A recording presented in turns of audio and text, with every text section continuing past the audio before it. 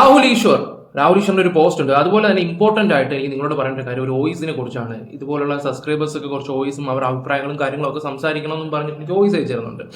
അതുപോലെ നിങ്ങൾക്ക് ആർക്കെങ്കിലും താല്പര്യം ഉണ്ടെങ്കിൽ വോയിസോ കാര്യങ്ങളൊക്കെ ധൈര്യമായിട്ട് അയച്ചു തരുന്നതായിരിക്കാം ഞാൻ ഉറപ്പായിട്ടും. കാരണം നിങ്ങളെപ്പോലുള്ള സാധാരണപ്പെട്ട ആൾക്കാർ പ്രതികരിച്ചേ പറ്റൂ ഈ വരുന്ന കാലത്ത്. കാരണം നിങ്ങൾക്ക് ഇത് കണ്ട് ലൈക്ക് അടിച്ച് ഒരു കമന്റ് ഇട്ട് പോകാനേ പറ്റത്തുള്ളൂ. നിങ്ങൾക്ക് എന്തെങ്കിലും സംസാരിക്കാനുണ്ടെങ്കിൽ ഈ സർക്കാരിനെ കുറിച്ച്, ഈ രാഹുലിന്റെ വിഷയത്തിലൊക്കെ കുറിച്ച് നിങ്ങൾക്ക് എന്തെങ്കിലും സംസാരിക്കാനുണ്ടെങ്കിൽ തീർച്ചയായിട്ടും നിങ്ങൾക്ക് അത് അയച്ചു തരാം. ഞാൻ എൻ്റെ ചാനലിൽ കൂടെ അത് പുറത്തു വിടുന്നതായിരിക്കും.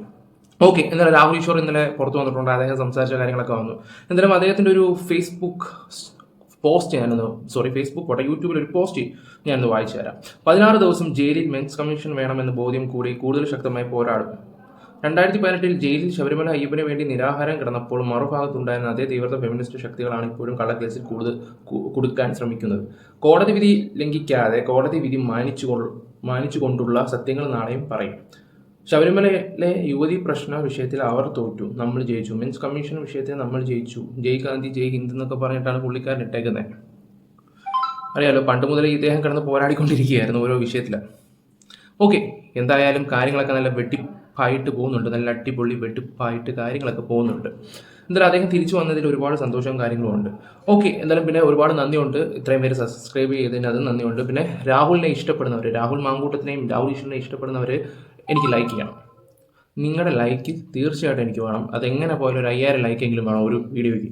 കഴിഞ്ഞ വീഡിയോയിൽ അത് സെറ്റായിട്ടുണ്ട്. ഈ വീഡിയോയിൽ നിങ്ങളത് ചെയ്യുക. പിന്നെ അതുപോലെ തന്നെ എല്ലാവരും സ്ട്രോങ് ആയിട്ട് തന്നെ അത് കമൻറ്റ് ഇട്ട് നിങ്ങളുടെ അഭിപ്രായങ്ങൾ. കാരണം എന്ന് വെച്ചാൽ ഈ ഗവൺമെൻറ് അത്രയ്ക്ക് അഴിമതിയാണ് കാണിച്ചുകൊണ്ടിരിക്കുന്നത്. കാണിച്ച് നമ്മുടെ നാട് മുടിപ്പിച്ച് ചെറുപ്പക്കാരായിട്ടുള്ള യുവാക്കളെ ഇല്ലാണ്ടാക്കുക.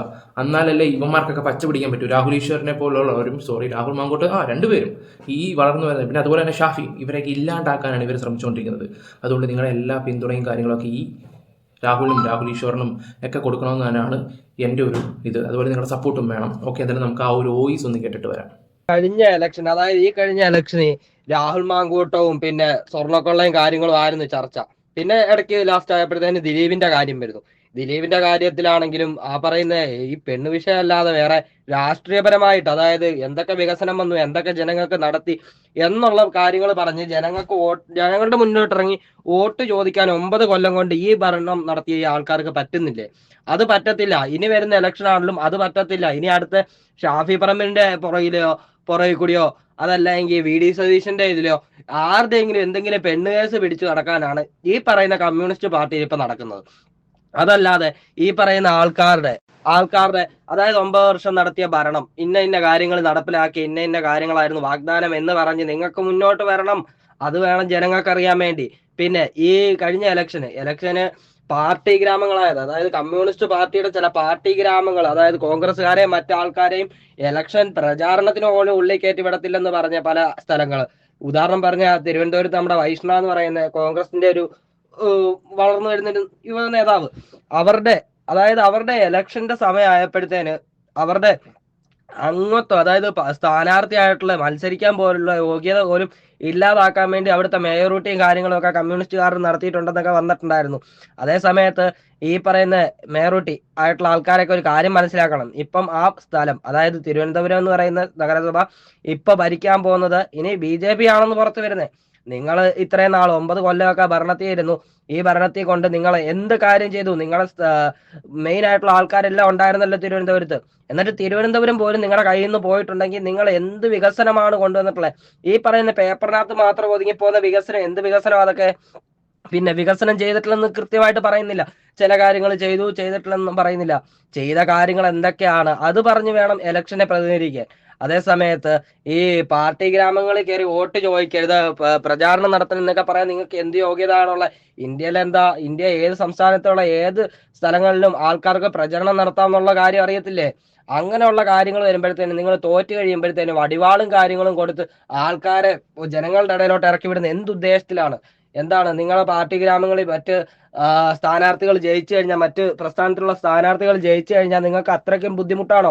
അത് ജനങ്ങൾ മാറി ചിന്തിക്കണമെങ്കിൽ ഒരു കാരണമുണ്ട്. അതായത് നിങ്ങളുടെ അവിടെയുള്ള കാര്യങ്ങൾ, നിങ്ങൾ ചെയ്യുന്ന വികസനങ്ങളും കാര്യങ്ങളും ജനങ്ങൾക്ക് മടുത്തു. അത് വേറൊരാൾ ചെയ്യട്ടെ എന്നുള്ള ഉദ്ദേശത്തിലാണ് അന്ന്. അതുകൊണ്ട് നിങ്ങൾ വാളെടുത്ത് ജനങ്ങളെ പ്രകോപിപ്പിക്കുക, ജനങ്ങളെ അടിച്ചു ഇല്ലാതാക്കാൻ നോക്കുക, അവരുടെ വാഹനങ്ങൾ തകർക്കാൻ നോക്കുക, അങ്ങനെയുള്ള കാര്യങ്ങളാണ് ചെയ്യേണ്ടത്. അതൊന്നും ഒരു പാർട്ടിയിലും ഒരു പ്രസ്ഥാനത്തിനും പറഞ്ഞൊരു കാര്യമല്ല. മനസ്സിലായില്ലേ?